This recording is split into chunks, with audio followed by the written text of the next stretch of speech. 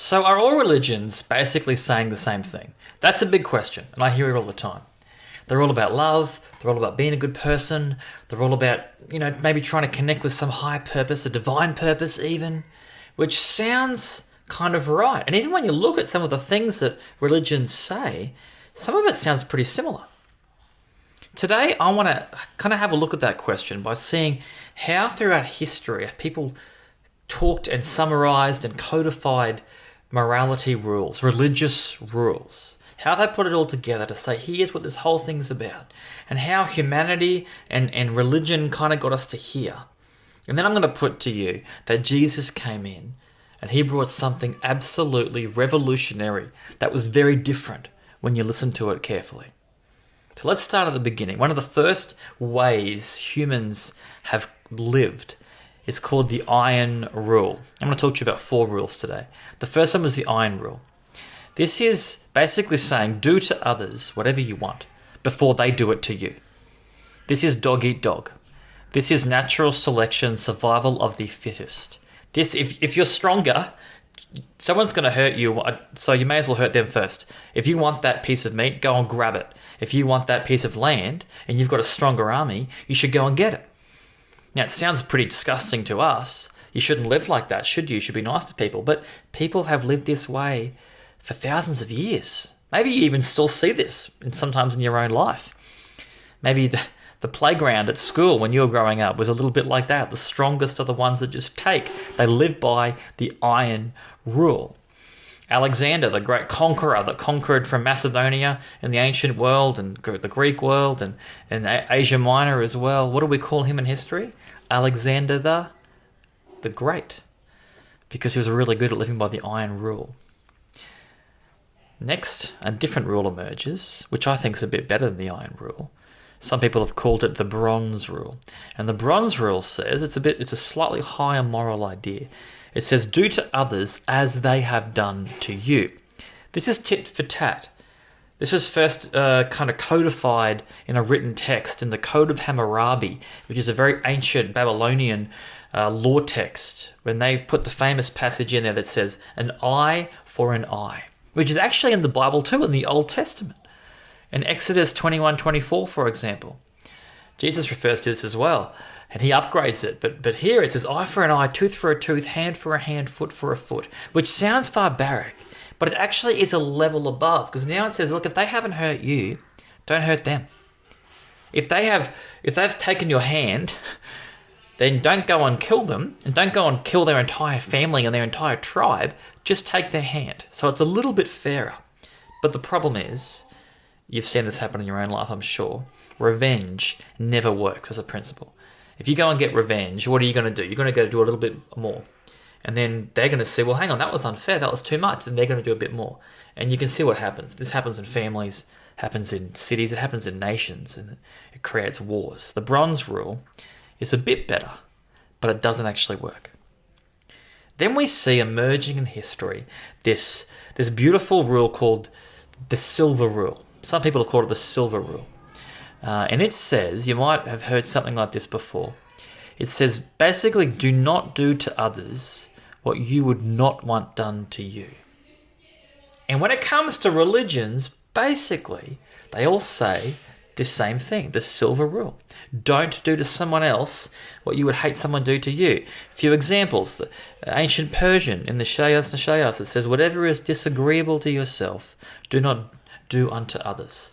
Buddhism has a text in the Undanavaga, which says, hurt not others in ways that you yourself would find hurtful. Hinduism, one should never do to another which one regards as injurious to one's own self. The silver rule is quite universal, and it's a great rule. It communicates a great truth. It would actually lead to human flourishing a lot more if we could pull it off. Now look at history, you'll see quite often humans haven't been able to pull off the silver rule. Is that what Jesus said too? Are all religions the same? Jesus came and said something that sounds very similar in the most famous sermon of all time, the Sermon on the Mount. Let me read to you Jesus' rule. I call this the golden rule, or the Jesus rule, that he actually summarizes his text as well, the Hebrew Bible, the Old Testament. And here is the way Jesus puts it. This is in Matthew 7, verse 12. See if you can spot the difference between the silver rule and this golden rule. So in everything, do to others what you would have them do to you. For this sums up the law and the prophets. Can you spot the difference? I reckon there's two big differences, okay, when it comes to this rule compared to all the other rules that Jesus brings. The first thing is that Jesus puts it in the positive. Every other rule says do not, where he says, no, it's not enough to just do nothing, to not just cause harm. You've actually got to do loving action to people, because love is a verb. William Barclay says that this is something which has never been said before.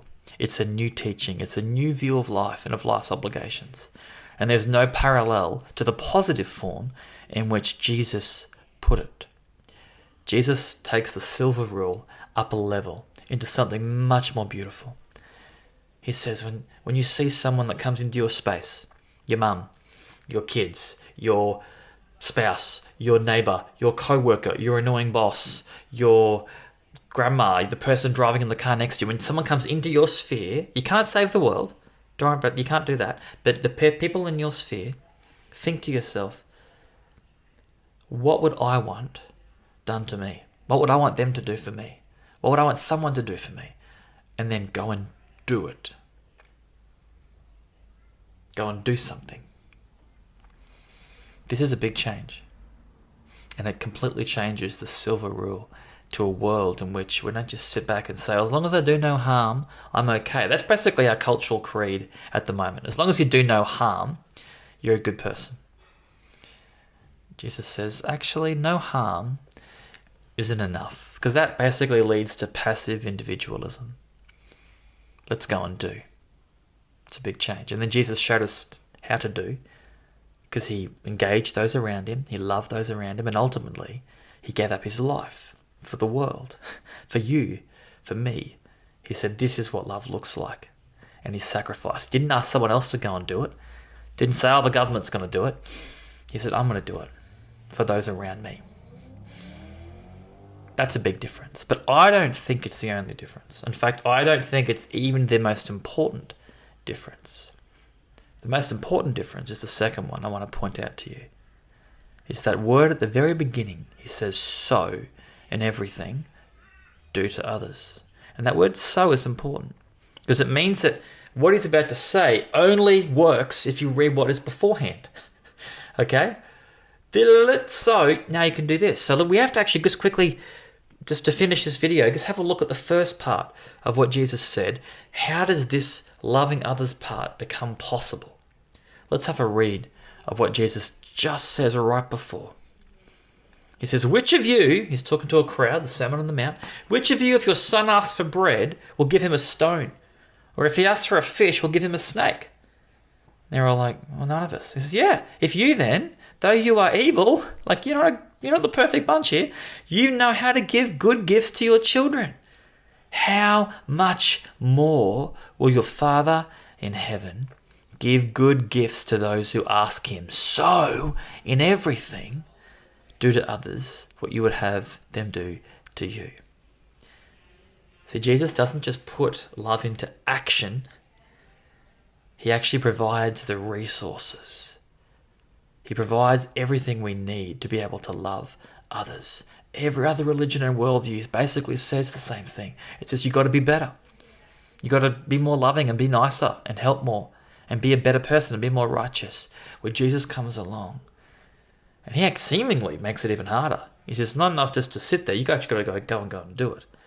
But before he says that, this is so important, before he says that, he makes the first move. And he says, God is going to look after you. God is going to do it for you. God is going to provide you with everything you need. He says, all you need to do is ask. And in the passage before that, just the sentence before, he says, ask and you will receive. Do you want to become more loving to those around you? Jesus says it's actually simpler than you think. He says, ask me and I will give you what you need. I'm out of time. Mini message. Have a great week, guys.